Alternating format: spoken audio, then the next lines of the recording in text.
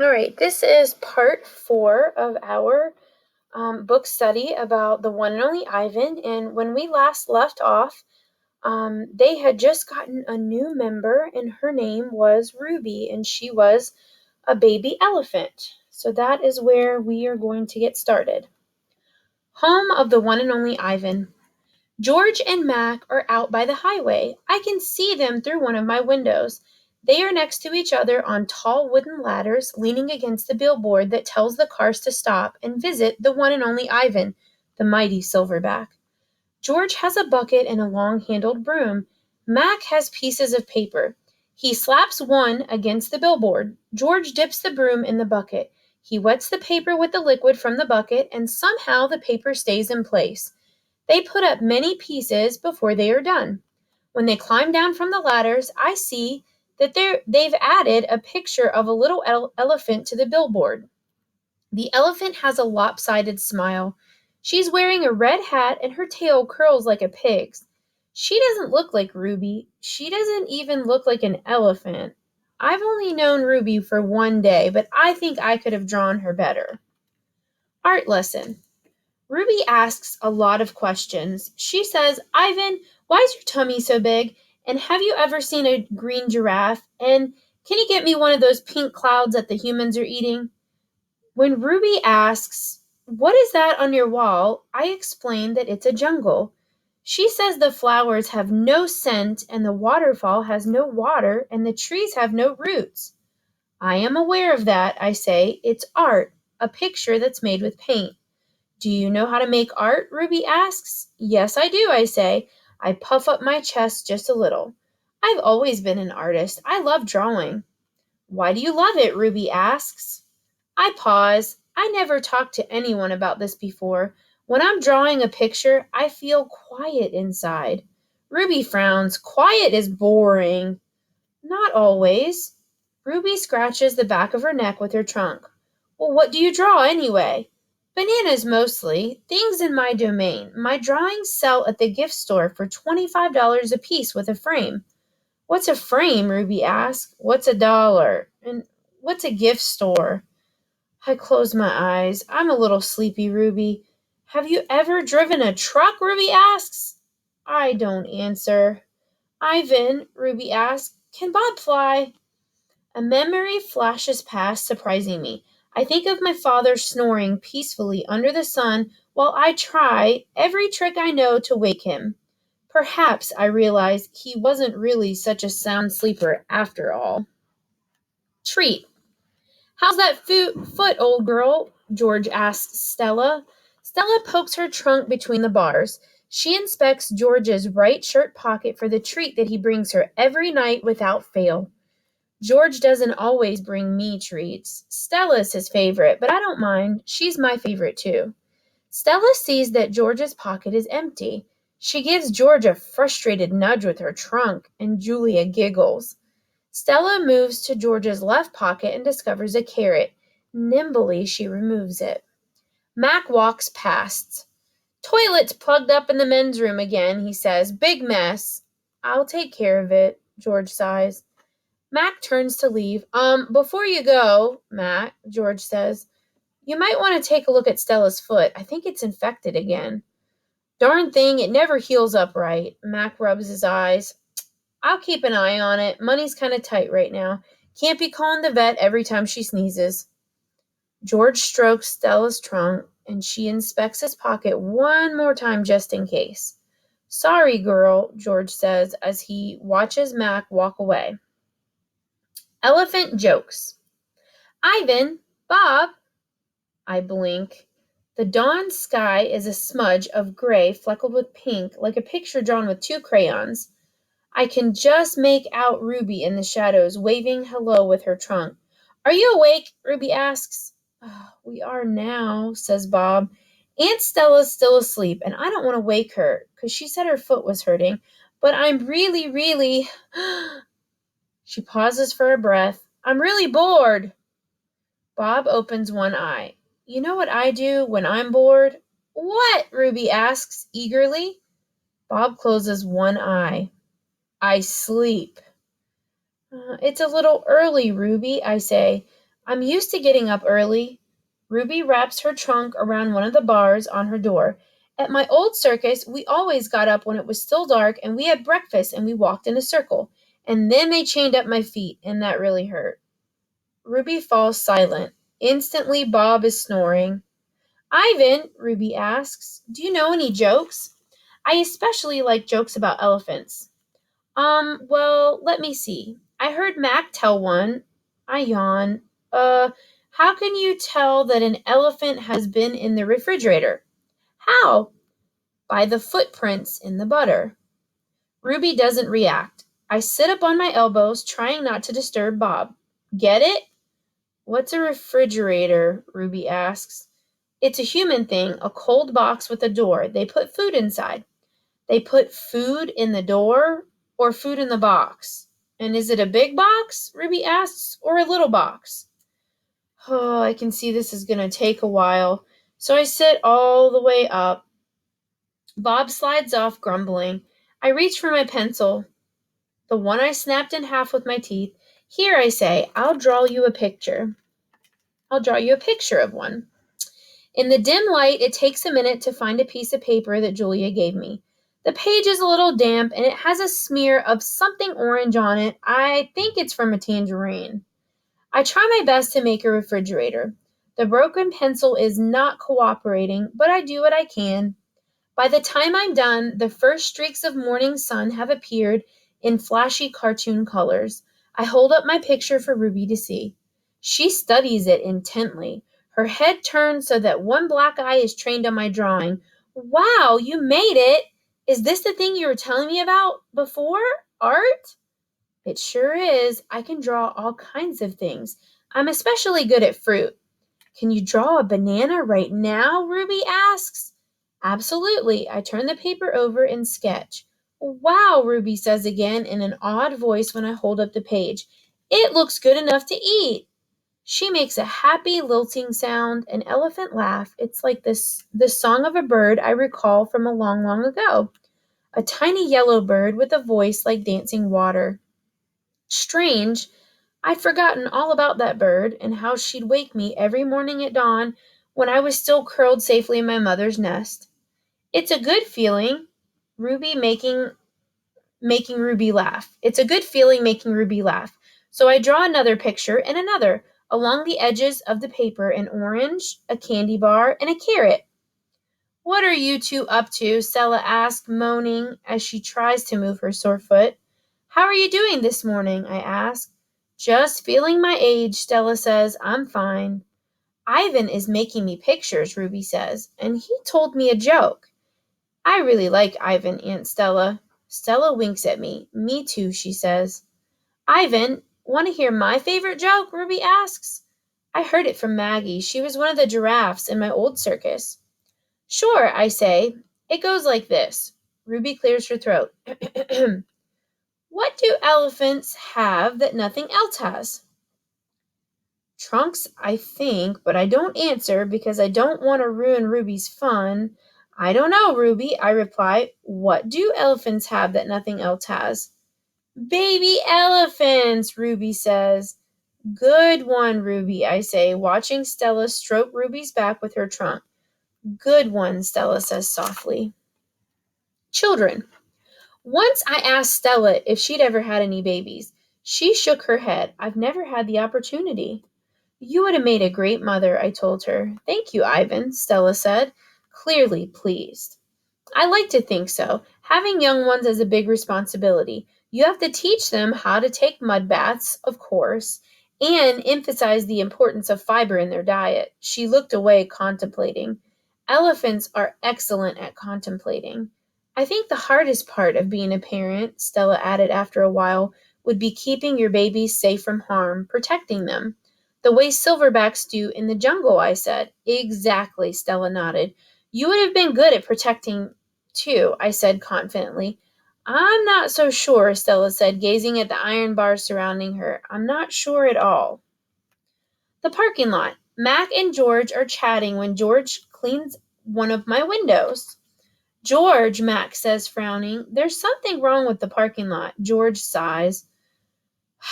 I'll take a look at it as soon as I'm done with the window. What's the problem? There are cars in it. That's what's wrong. Cars? George? Mac breaks into a grin. I think things are just actually starting to pick up again. It's got to be that billboard. People see the baby elephant and they just have to stop and spend their hard earned cash. I hope so, George says. We sure could use the business. Mac's right.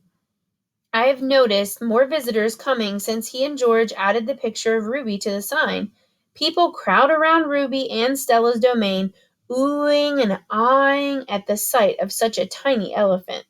I gaze out at the huge sign that makes a human stop and spend their hard-earned cash. I have to admit that the picture of Ruby is rather cute, even if she doesn't look like a real elephant. I wonder if Matt could add a little red hat and a curly tail to the picture of me. Maybe then more visitors will stop by my domain. I could use a few oohs and ahs myself. Ruby's story. Ivan, tell me another joke, please. Ruby begs after the 2 o'clock show. I think I may have run out of jokes, I admit. A story, then, Ruby says. Aunt Stella's sleeping and there's nothing to do. I tap my chin. I'm trying hard to think, but when I gaze up at the food court skylight, I'm mesmerized by the elephant-colored clouds galloping past. Ruby taps her foot impatiently. I know, I'll tell you a story, she says. A real, live, true one. Good idea, I say. What's it about? It's about me. Ruby lowers her voice. It's about me and how I fell in a hole, a big hole. Humans dug it. Bob pricks his ears up and joins me by the window. I've always enjoyed a good digging story, he says. It was a big hole full of water near a village, Ruby says. I don't know why humans made it. Sometimes you just need to dig for the sake of digging, Bob reflects. We were looking for food, Ruby says, my family and I, but I wandered off and I got lost and went too close to the village. Ruby looks at me with her eyes wide. I was so scared when I fell in that hole. Of course you were, I say. I would have been scared too. Me too, Bob admits, and I like holes. The hole was huge. Ruby pokes her trunk between the bars and makes a circle in the air. And guess what? She doesn't wait for an answer. The water was all the way up to my neck, and I was sure I was going to die. I shudder. What happened then? I asked. I'll tell you what happened, Bob says darkly. They captured her, and they put her in a box, and they shipped her off, and here she is. Just like they did with Stella. He pauses to scratch his ear. Humans, rats have bigger hearts. Roaches have kinder souls. Flies have... No, Bob, Ruby interrupts. You're wrong. These humans helped me. When they saw I was trapped, they grabbed ropes and they made loops around my neck and my tummy. The whole village was helping. Even the little kids and the grandmas and the grandpas, they all pulled and... Ruby stops. Her eyelashes are wet, and I know she must remembering all the terrible feelings from that day. And they saved me, she finished in a whisper. Bob blinks. They saved you, he repeated. When I was finally out, everyone cheered, Ruby says, and the children fed me fruit, and then all the humans led me back to my family. It took the whole day to find them. No way, Bob says, still doubtful. It's true, Ruby says, every word. Of course it's true, I say. I've heard rescue stories like that before. It's Stella's voice. She sounds weary. Slowly she makes her way over to Ruby. Humans can surprise you sometimes. An unpredictable species, Homo sapiens. Bob still looks unconvinced. But Ruby's here now, he points out. If humans are so swell, why did they do that to her? I send Bob a grumpy look. Sometimes he doesn't know when to keep quiet. Ruby swallows, and I'm afraid she's going to cry. But when she speaks, her voice is strong. Bad humans killed my family, and bad humans sent me here. But that day in the hole, it was humans who saved me. Ruby leans her head in onto Stella's shoulder. Those humans were good. It doesn't make any sense, Bob says. I just don't understand them. I guess I never will. You're not alone, I say. I turn my gaze back to the racing gray clouds. A hit. Stella's foot hurts too much for her to do any hard tricks for the 2 o'clock show. Instead, Mac pulls her limping into the ring where she tracks a circle into the sawdust. Ruby clings to her like a shadow. Ruby's eyes go wide when Snickers jumps on Stella's back and then leaps onto her head. At the 4 o'clock show, Stella can only get as far as the entrance to the ring. Ruby refuses to leave her side. At the 7 o'clock show, Stella stays in her domain. When Matt comes for Ruby, Stella whispers something in her ear. Ruby looks at her pleadingly, but after a moment she follows Mac to the ring. Ruby stands alone. The bright lights make her blink. She flaps her ears. She makes her tiny trumpet sound. The humans stop eating their popcorn. They coo, they clap. Ruby is a hit. I don't know whether to be happy or sad. Worry. When Julia arrives after the show, she brings 3 thick books, 1 pencil, and something she calls magic markers. Here, Ivan, she says. She slides 2 magic markers and a piece of paper into my domain. I like the sundown colors, red and purple. But I don't feel like coloring. I'm worried about Stella. All evening she's been quiet, and she hasn't eaten a bit of her dinner. Julia follows my gaze. Where is Stella, anyway? She asks, and she goes into Stella's gate. Ruby extends her trunk, and Julia pats it. Hi, baby, she says. Is Stella all right? Stella is lying in a pile of dirty hay. Her breath is very ragged. Dad, Julia calls. Can you come here a minute? George sets aside his mop. Do you think she's okay, Dad? Julia asks. Look at the way she's breathing. Can we call Mac? I think there's something really wrong. He must know about her. George rubs his chin. He always knows. But a vet costs money, Jules. Please. Julia's eyes are wet. Call him, Dad. George gazes at Stella. He puts his hands on his hips and sighs. He calls Mac. I can't hear all of his words, but I can see George's lips are tightened in a grim line. Gorilla expressions and human expressions are not a lot alike. Max says the vet's coming in the morning if Stella's not any better. He tells Julia. He says that he's not going to let her die on him, not after all the money he's put into her. George strokes Julia's hair. She'll be all right. She's a tough old girl. Julia sits by Stella's domain until it's time to go home. She doesn't do her homework, and she doesn't even draw. The promise. My domain gleams with moonlight when I awake to the sound of Stella's calls. Ivan, Stella says in a hoarse whisper. Ivan. I'm here, Stella. I sit up abruptly, and Bob topples off my stomach. I run into a window. I can see Ruby next to Stella sleeping soundly. Ivan, I want you to promise me something, Stella says. Anything, I say. I've never asked for a promise before, because promises are forever, and forever is an unusually long time, especially when you're in a cage. Domain, I correct. Domain, she agrees. I straighten to my full height. I promise, Stella, I say in a voice like my father's. But if you haven't ever heard what I'm asking yet, she says. She closes her eyes for a minute. Her great chest shudders. I promise anyway. Stella doesn't say anything for a long time. Never mind, she finally says. I don't know what I was thinking. The pain is making me addled. Ruby stirs. Her trunk moves as if she's reaching for something that isn't there. When I say the words, they surprise me. You want me to take care of Ruby? Stella nods, a small gesture that makes her wince. If she could have a life that's different from mine, she needs a safe place, Ivan, not here, I say. It would be easier to promise to stop eating, to stop breathing, to stop being a gorilla. I promise, Stella, I say. I promise it's on my word as a silverback. Knowing. Before Mac, before Bob, before even Ruby, I knew that Stella is gone.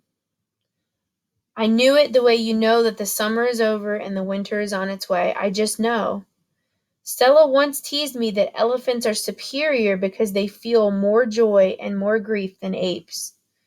Your gorilla hearts are made of ice, Ivan, she said, her eyes glittering. Ours are made of fire. Right now, I would give all the yogurt raisins in the world for a heart made of ice.